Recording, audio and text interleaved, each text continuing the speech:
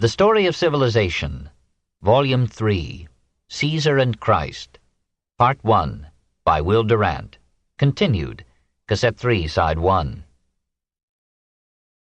To appease or enlist the aid of these gods, Italy employed an elaborate clergy.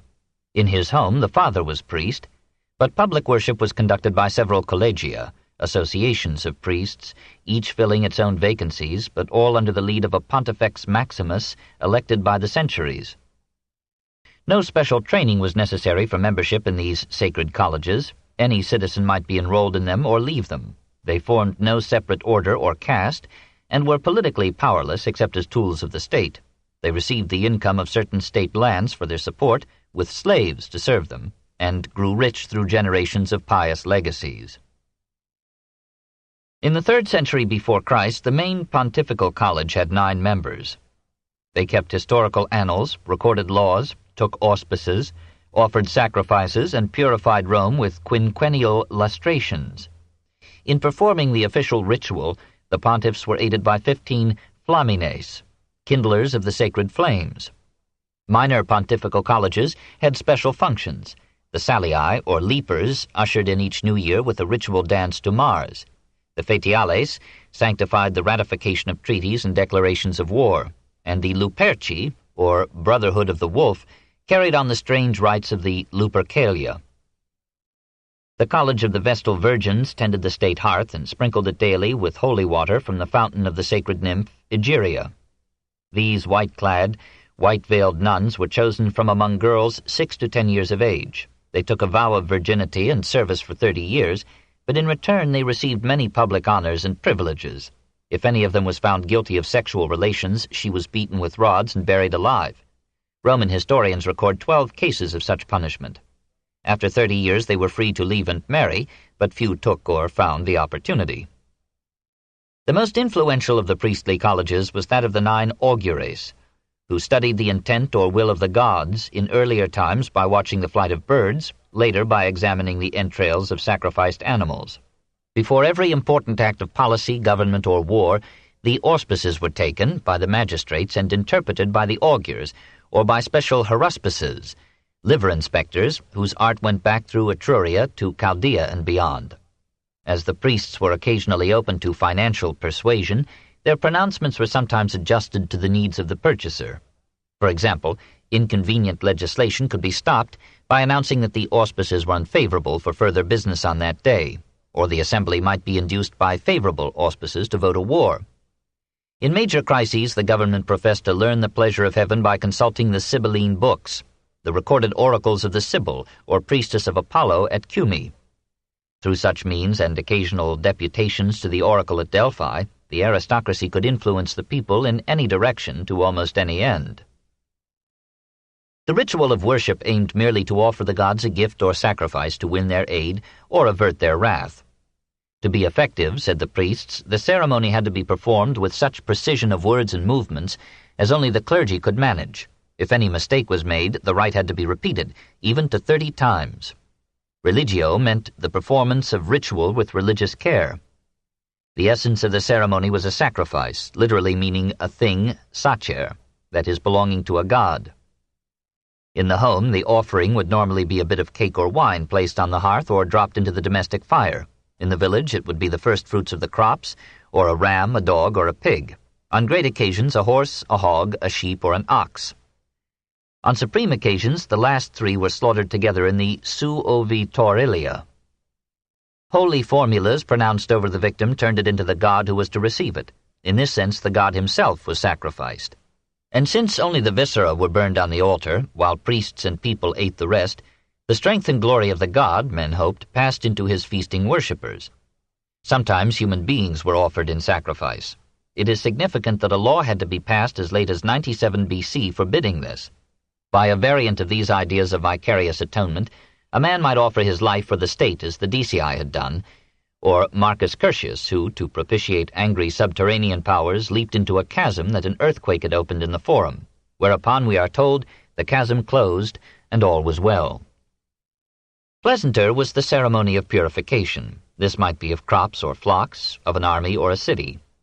A procession made the circuit of the objects to be purified, prayer and sacrifice were offered, evil influences were thereby dispelled and misfortune was turned away. Prayer was still imperfectly evolved from magic incantations. The word for it, carmen, meant not only a chant but a charm, and Pliny frankly reckoned prayer as a form of magical utterance.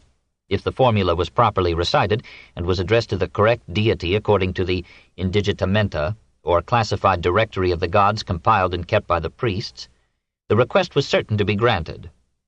If not granted, there must have been an error in the ritual. Akin to magic were also the vota, or vowed offerings, with which the people sought to gain the help of the gods. Sometimes great temples rose in fulfillment of such vows. The multitude of votive offerings found in Roman remains suggests that the religion of the people was warm and tender with piety and gratitude, a feeling of kinship with the hidden forces in nature, and an anxious desire to be in harmony with them all. By contrast, the state religion was uncomfortably formal, a kind of legal and contractual relation between the government and the gods. When new cults flowed in from the conquered East, it was this official worship that declined first, while the picturesque and intimate faith and ritual of the countryside patiently and obstinately survived. Victorious Christianity, half surrendering, wisely took over much of the faith and ritual, and under new forms and phrases, they continue in the Latin world to this day. 3. Festivals. If the official worship was gloomy and severe, its festivals redeemed it and showed men and gods in a lighter mood.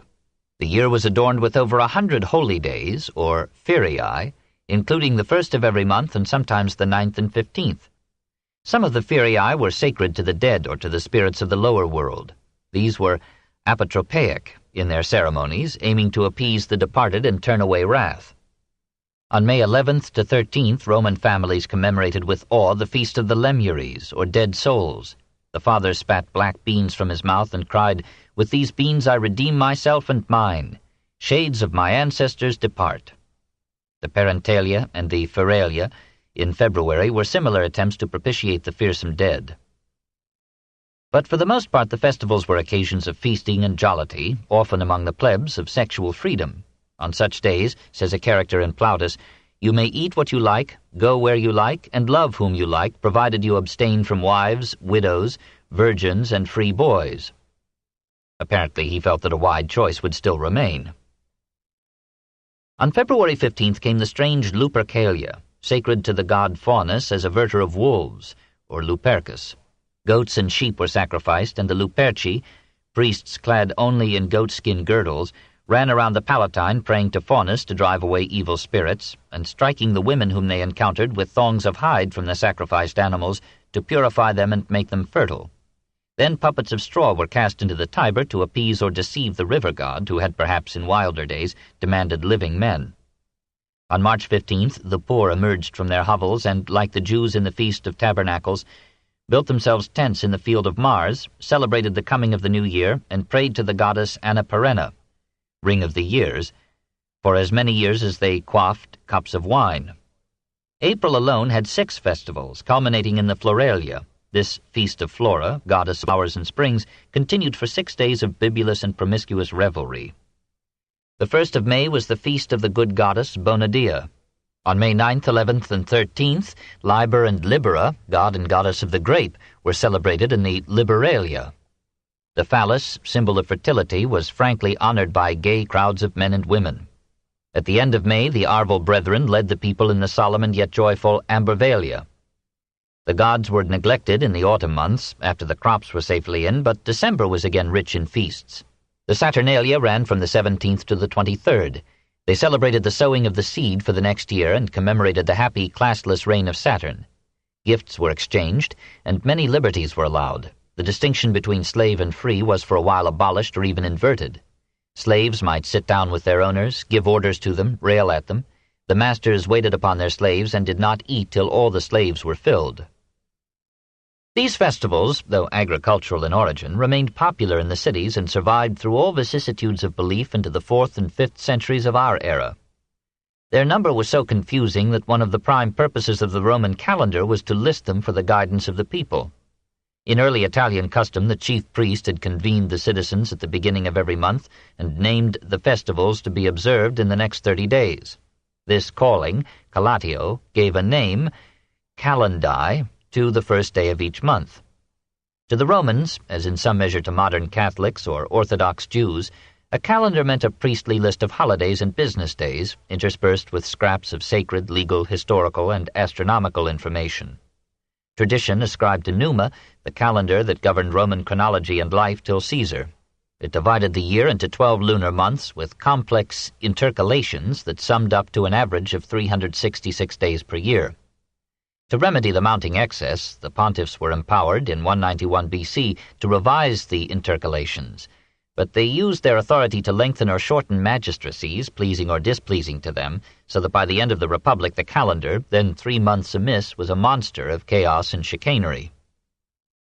In the early days, time had been measured simply by the height of the sun in the sky. In 263 BC, a sundial was brought from Catana in Sicily and placed in the Forum. But as Catana was 4 degrees south of Rome, the dial was deceptive, and the priests were for a century unable to make the needed adjustments. In 158 BC, Scipio Nasica set up a public clepsydra, or water clock. The month was divided into 3 periods by the calends, first, the nones, 5th or 7th, and the ides, 13th or 15th, and the days were clumsily named by their distance before these dividing lines, so March 12th was the 4th day before the ides of March. A loose economic week was marked out by the nundinae, or every 9th day, when the villagers came to market in the towns. The year began with the coming of spring, and the first month, Martius, bore the name of the god of sowing. Next came Aprilis, sprouting; Maius, month of Maia, or perhaps of increase; Junius, month of Juno, or possibly of thriving; then Quinctilis, Sextilis, September, October, November, and December, named from their numerical order in the year; then January for Janus, and February for the Februa, or magic objects by which persons might be purified. The year itself was called Annus, ring, as if to say that in reality there is no beginning and no end. 4. Religion and character. Did this religion help Roman morals? In some ways it was immoral. Its stress on ritual suggested that the gods rewarded not goodness, but gifts and formulas, and its prayers were nearly always for material goods or martial victory. Ceremonies gave drama to the life of man and the soil, but they multiplied as if they, and not the devotion of the part to the whole, were the proper essence of religion. The gods were, with some exceptions, awesome spirits without moral aspect or nobility. Nevertheless, the old religion made for morality, for order and strength in the individual, the family, and the state. Before the child could learn to doubt, faith molded its character into discipline, duty, and decency. Religion gave divine sanctions and support to the family. It instilled in parents and children a mutual respect and piety never surpassed. It gave sacramental significance and dignity to birth and death, encouraged fidelity to the marriage vow, and promoted fertility by making parentage indispensable to the peace of the dead soul. By ceremonies sedulously performed before each campaign and battle, it raised the soldier's morale and led him to believe that supernatural powers were fighting on his side. It strengthened law by giving it celestial origins and religious form, by making crime a disturbance of the order and peace of heaven, and by placing the authority of Jove behind every oath. It invested every phase of public life with religious solemnity, prefaced every act of government with ritual and prayer, and fused the state into such intimate union with the gods that piety and patriotism became one, and love of country rose to a passion stronger than in any other society known to history. Religion shared with the family the honor and responsibility of forming that iron character which was the secret of Rome's mastery of the world. 3. Morals. What kind of morality emerged from this life in the family and among the gods? Roman literature, from Ennius to Juvenal, idealized these earlier generations and mourned the passing of ancient simplicity and virtue. These pages, too, will suggest a contrast between the Stoic Rome of Fabius and the Epicurean Rome of Nero. But the contrast must not be exaggerated by a biased selection of the evidence. There were Epicureans in Fabius's days and Stoics in Nero's. From beginning to end of Roman history, the sexual morality of the common man remained essentially the same, coarse and free, but not incompatible with a successful family life. In all free classes, virginity was demanded of young women, and powerful tales were told to exalt it. For the Roman had a strong sense of property and wanted a wife of such steady habits as would reasonably ensure him against leaving his goods to his rival's breed. But in Rome, as in Greece, premarital unchastity in men was not censured if it preserved a decent respect for the hypocrisies of mankind. From the elder Cato to Cicero, we find express justifications of it.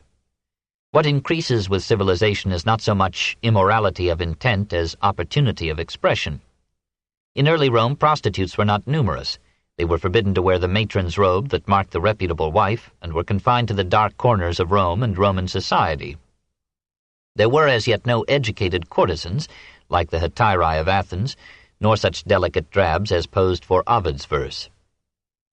Men married early, usually by 20, not through romantic love, but for the sound purposes of having a helpmate, useful children, and a healthy sexual life. In the words of the Roman wedding ceremony, marriage was liberum querendorum causa, for the sake of getting children. On the farm, children, like wives, were economic assets, not biological toys. Marriages were often arranged by the parents, and engagements were sometimes made for couples in their infancy. In every case, the consent of both fathers was required. Betrothal was formal and constituted a legal bond. The relatives gathered in a feast to witness the contract. A stipula, or straw, was broken between the parties as a sign of their agreement. The stipulations, especially those concerning the dowry, were put in writing, and the man placed an iron ring upon the fourth finger of the girl's left hand, because it was believed that a nerve ran thence to the heart. The minimum age for legal marriage was 12 for the girl, 14 for the man.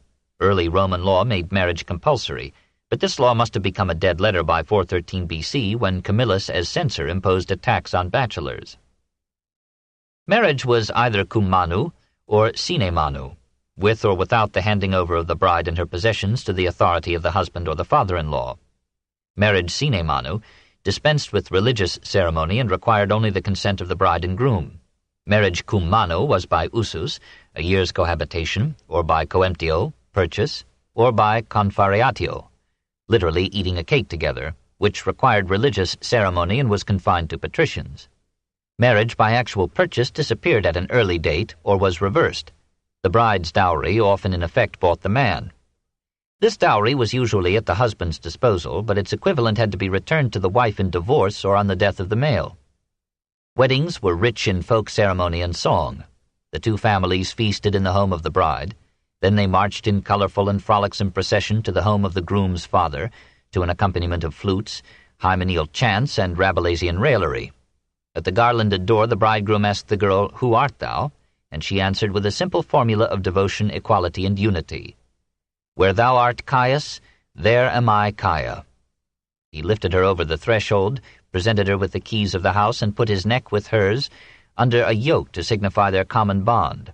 Hence marriage was called connugium, a yoking together. In token of her joining the new family, the bride then took part with the others in worshipping the household gods.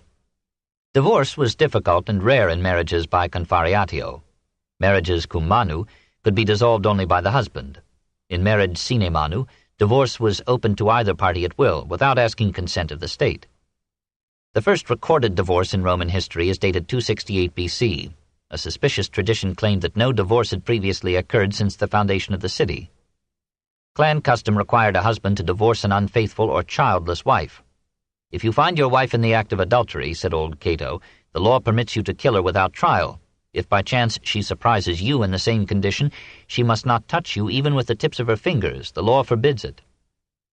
Despite these distinctions, there were apparently many happy marriages. The tombstones abound in post-mortem affection. One honored, touchingly, a lady who had served 2 husbands well. "Thou wert beautiful beyond measure, Statilia, and true to thy husbands. He who came first, had he been able to withstand the fates, would have set up this stone to thee, while I, alas, who have been blessed by thy pure heart these 16 years, now have lost thee." The young women of early Rome were probably not quite so pretty as the later ladies whom the experienced Catullus would credit with lineum latusculum manusque mollicellas, little sides as smooth as wool, and soft little hands. Presumably in those rural days toil and care soon overlaid this adolescent loveliness. Feminine features were classically regular, nose small and thin, hair and eyes usually dark. Blondes were at a premium, as were the German dyes that made them. As for the Roman male, he was impressive rather than handsome. A stern education and years of military life hardened his face, as later indulgence would soften it into flabbiness. Cleopatra must have loved Antony for something else than his wine-puffed cheeks, and Caesar for some other charm than his eagle's head and nose. The Roman nose was like the Roman character, sharp and devious. Beards and long hair were customary till about 300 BC, when barbers began to ply their trade in Rome. Dress was essentially like the Greek. Boys, girls, magistrates, and the higher priests wore the toga praetexta, or purple-fringed robe. On attaining his 16th birthday, the youth changed to the toga virilis, the white robe of manhood, as a symbol of his right to vote in the assemblies and his duty to serve in the army. Women wore indoors a dress, or stola, bound with a girdle under the breasts and reaching to the feet. Outdoors they covered this with a palla, or cloak. Indoors men wore a simple tunica, or shirt. Outdoors they added a toga and sometimes a cloak. The toga, from tegere, to cover, was a woolen garment in one piece, twice the width and thrice in length the height of the wearer. It was wrapped around the body, and the surplus was thrown back over the left shoulder, brought forward under the right arm, and again thrown over the left shoulder. The folds at the breast served as pockets. The right arm remained free. The Roman male cultivated a severe dignity, or gravitas, as an uncomfortable necessity in an aristocracy that ruled a people, then a peninsula, then an empire. Sentiment and tenderness belonged to private life. In public, a man of the upper classes had to be as stern as his statue, and hide behind a mask of austere calm the excitability and humor that cry out not only in the comedies of Plautus, but in the speeches of Cicero. Even in private life, the Roman of this age was expected to live Spartanly. Luxury of dress or table was reproved by the censor. Even negligent tillage could bring some Cato down upon the farmer's head. In the First Punic War, the Carthaginian ambassadors, returning from Rome, amused the rich merchants by telling how the identical set of silver plate had appeared in every house to which they had been invited. One set, secretly passed about, had sufficed the whole patriciate. In that age, the Senate sat on hard wooden benches in a curia, or hall, never heated, even in winter. Nevertheless, between the First and Second Punic Wars, wealth and luxury made a good beginning. Hannibal gathered a peck of gold rings from the fingers of Romans slain at Cannae, and sumptuary laws repeatedly, therefore vainly, forbade ornate jewelry, fancy dress, and costly meals. In the 3rd century BC, the menu of the average Roman was still simple. Breakfast, or ientaculum of bread with honey or olives or cheese, luncheon, or prandium, and dinner, cena, of grains, vegetables, and fruit. Only the rich ate fish or meat. Wine, usually diluted, graced nearly every table. To drink undiluted wine was considered intemperance. Festivals and banquets were a necessary relaxation in this Stoic age. Those who could not unbend to them became too tense, and showed their nervous fatigue in the portrait statues they left to posterity. Charity found little scope in this frugal life. Hospitality survived as a mutual convenience at a time when inns were poor and far between. But the sympathetic Polybius reports that, in Rome no one ever gives away anything to anyone if he can help it. Doubtless an exaggeration. The young were kind to the old, but in general the graces and courtesies of life came to Rome only with the dying republic. War and conquest molded morals and manners and left men often coarse and usually hard, prepared to kill without compunction and be killed without complaint. War captives were sold into slavery by the thousands. Unless they were kings or generals, these were usually slaughtered at the victor's triumph or allowed to starve leisurely to death. In the business world, these qualities took on a fairer aspect. The Romans loved money, but Polybius, about 160 BC, describes them as industrious and honorable men. A Greek, said the Greeks, could not be prevented from embezzling, no matter how many clerks were set to watch him, while the Romans spent great sums of public money with only rare cases of ascertained dishonesty. We note, however, that a law to check malpractice at elections was passed in 432 BC. Roman historians report that political integrity was at its height in the first 3 centuries of the Republic. But they arouse suspicion by their high praise of Valerius Corvus, who, after occupying 21 magistracies, returned to his fields as poor as he had come, of Curius Dentatus, who kept no part of the spoils he had taken from the enemy, and of Fabius Pictor and his associates, who handed over to the state the rich presents they had received on an embassy to Egypt. Friends lent one another substantial amounts without interest. The Roman government was guilty of frequent treachery in dealing with other states, and perhaps in foreign relations the empire was more honorable than the republic. But the Senate refused to connive at the poisoning of Pyrrhus, and warned him of the plot. When, after Cannae, Hannibal sent 10 prisoners to Rome to negotiate for the ransom of 8,000 others, and drew from them a promise to return, all but one kept their word. The Senate apprehended the 10th, put him in irons, and turned him over to Hannibal, whose joy at his victory, says Polybius, was not so great as his dejection when he saw how steadfast and high-spirited the Romans were. In summary, the typical educated Roman of this age was orderly, conservative, loyal, sober, reverent, tenacious, severe, practical. He enjoyed discipline, and would have no nonsense about liberty. He obeyed as a training for command. He took it for granted that the government had a right to inquire into his morals as well as his income, and to value him purely according to his services to the state. He distrusted individuality and genius. He had none of the charm, vivacity, and unstable fluency of the Attic Greek. He admired character and will as the Greek admired freedom and intellect, and organization was his forte. He lacked imagination, even to make a mythology of his own. He could, with some effort, love beauty, but he could seldom create it. He had no use for pure science, and was suspicious of philosophy as a devilish dissolvent of ancient beliefs and ways. He could not for the life of him understand Plato, or Archimedes, or Christ. He could only rule the world. 4. Letters. The Roman was formed not only by the family, the religion, and the moral code, but in less degree by the school, the language, and the literature. Plutarch dates the first Roman school about 250 B.C., but Livy, perhaps romancing, describes Virginia, the desired of the decemvir, as going to a grammar school in the Forum as early as 450. The demand for written laws and the publication of the 12 tables suggest that by that date a majority of the citizens could read. The teacher was usually a slave or freedman, employed by several families to instruct their children, or setting up his own private school and taking any pupil that came. He taught reading, writing, grammar, arithmetic, history, and obedience. Moral education was fundamental and unceasing. Disciple and discipline were almost the same word. Memory and character alike were trained by memorizing the 12 tables of the law. Heine remarked that the Romans would not have had much time left for conquering the world if they had first had to learn Latin. But they too had to conjugate irregular Latin verbs and soon would be put to Greek.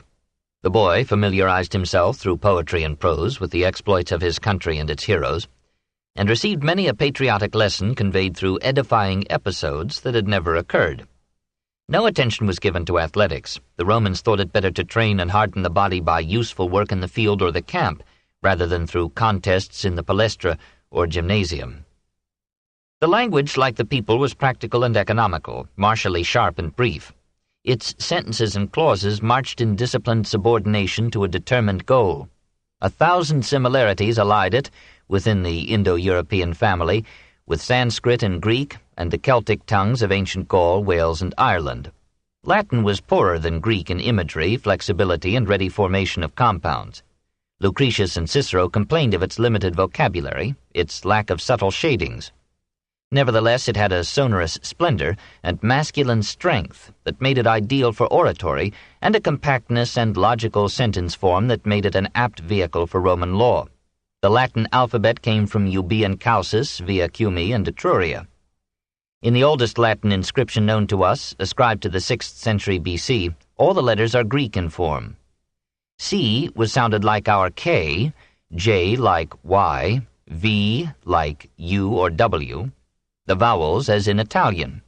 Caesar's contemporaries knew him as Julius Caesar, and Cicero was Cicero.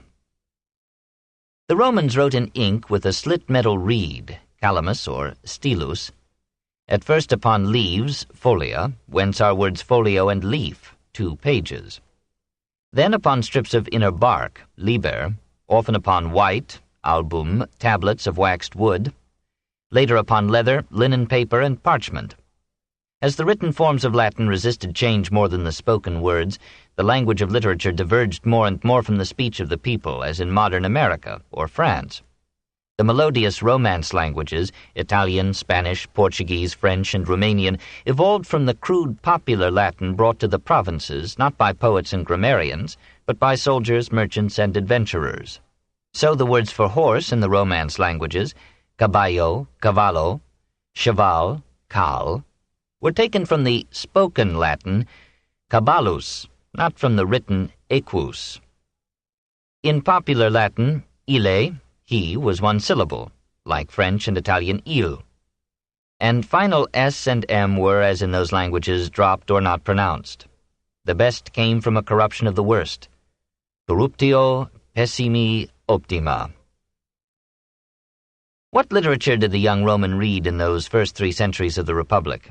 There were religious hymns and chants, such as the Song of the Arval Brethren, and there were popular lays of Rome's historic or legendary past. There were official, usually priestly, records of elections, magistracies, events, portents, and holidays. On the basis of these archives, Q. Fabius Pictor compiled in 202 BC a respectable history of Rome, but in Greek. Latin was not yet thought fit for literary prose and was not used by historians until Cato.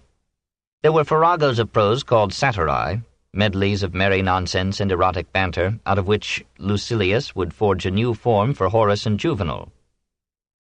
There were boisterously obscene burlesques or mimes, usually acted by players from Etruria.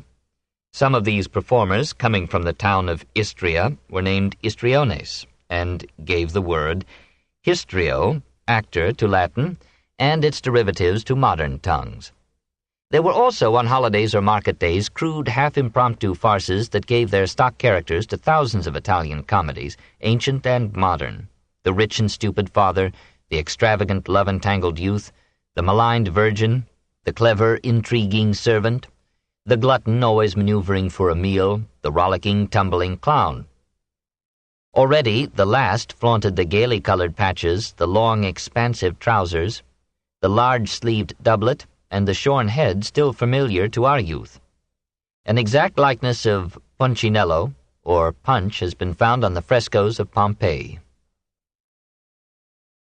Literature came formally to Rome about 272 BC in the person of a Greek slave. In that year Tarentum fell.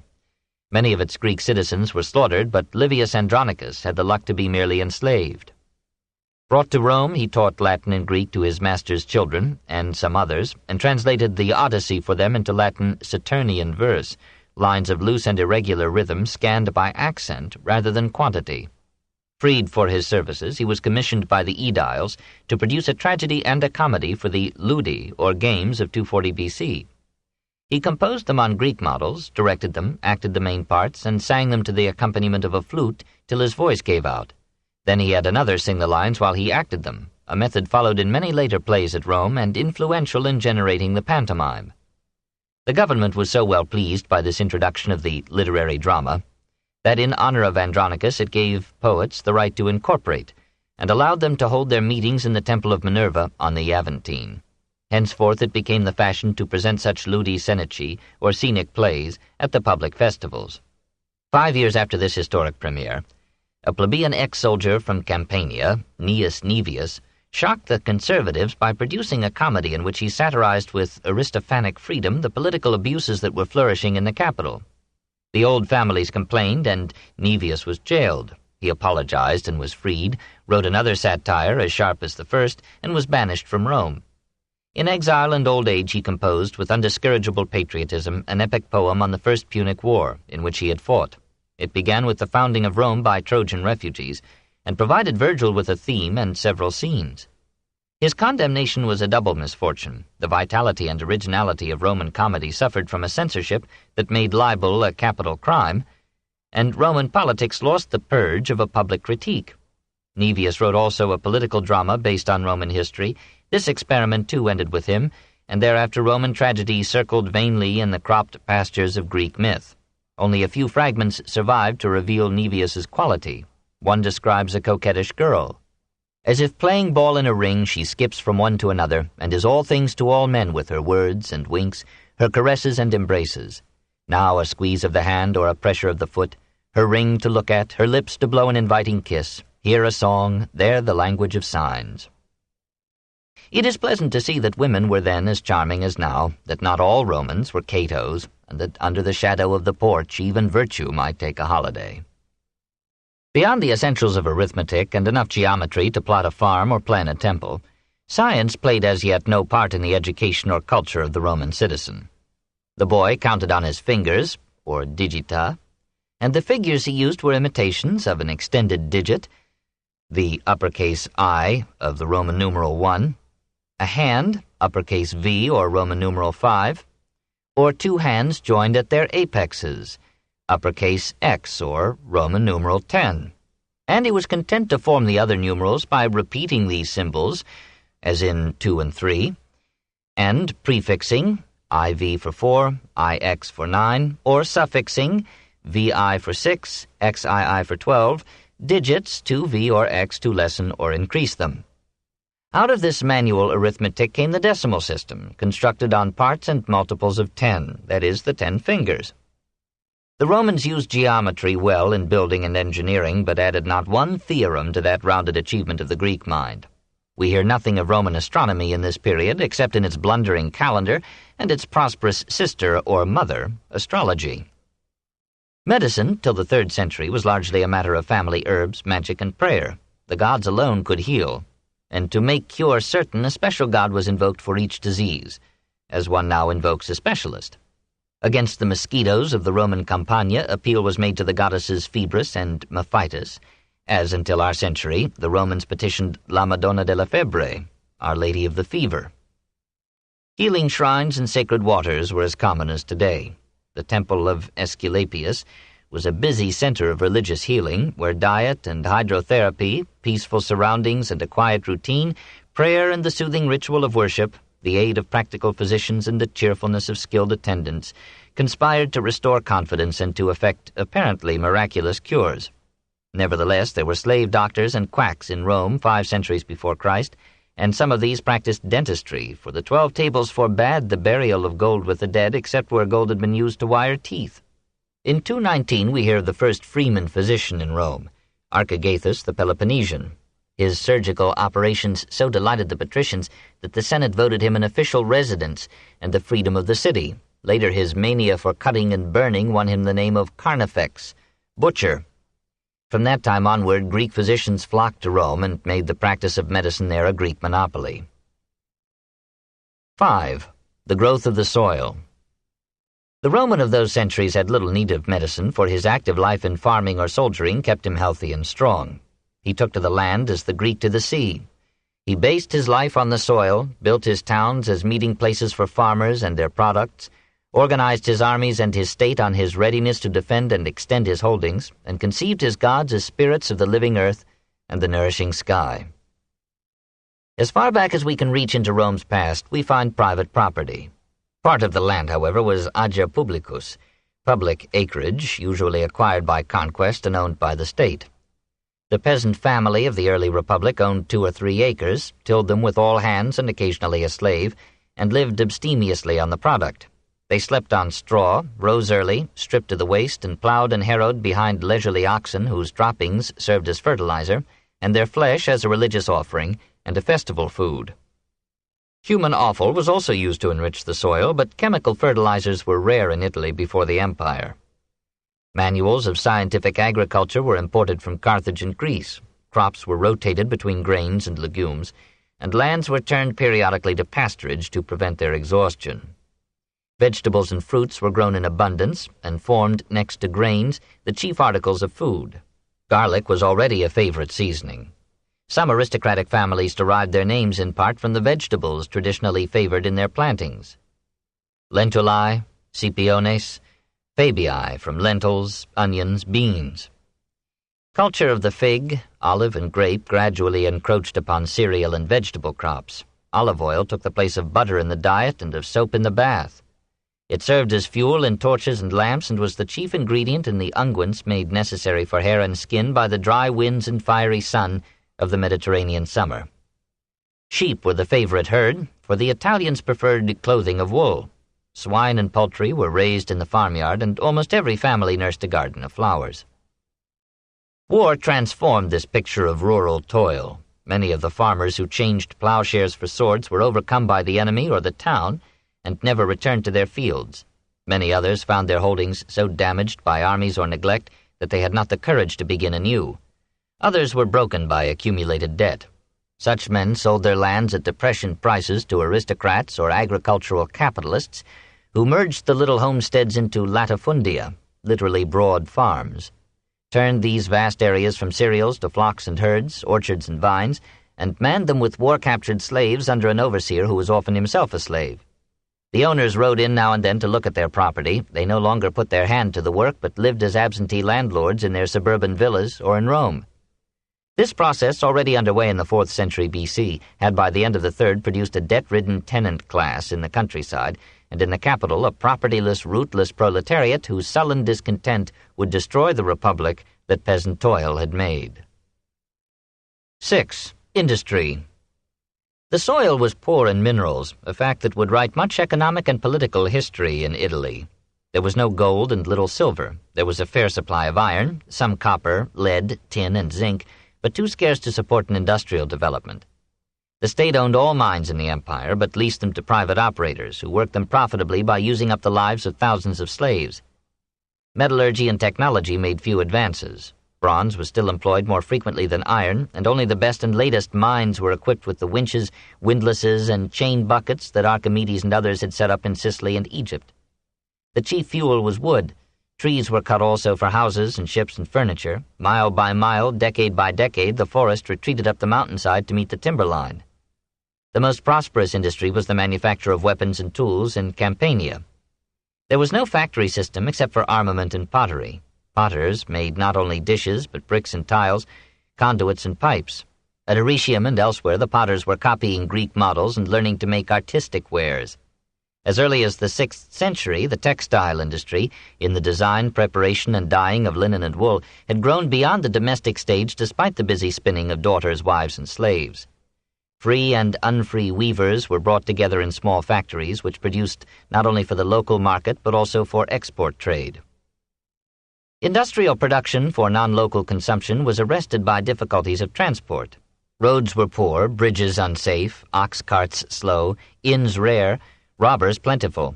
Hence, traffic moved by choice along canals and rivers, while coastal towns imported by sea rather than from their hinterland. By 202, however, the Romans had built 3 of their great consular roads, so called because usually named after the consuls or censors who began them. Soon these highways would far surpass in durability and extent the Persian and Carthaginian roads that had served them as models. This book is continued at this point on the other side of this cassette. Please reverse or turn the cassette over now.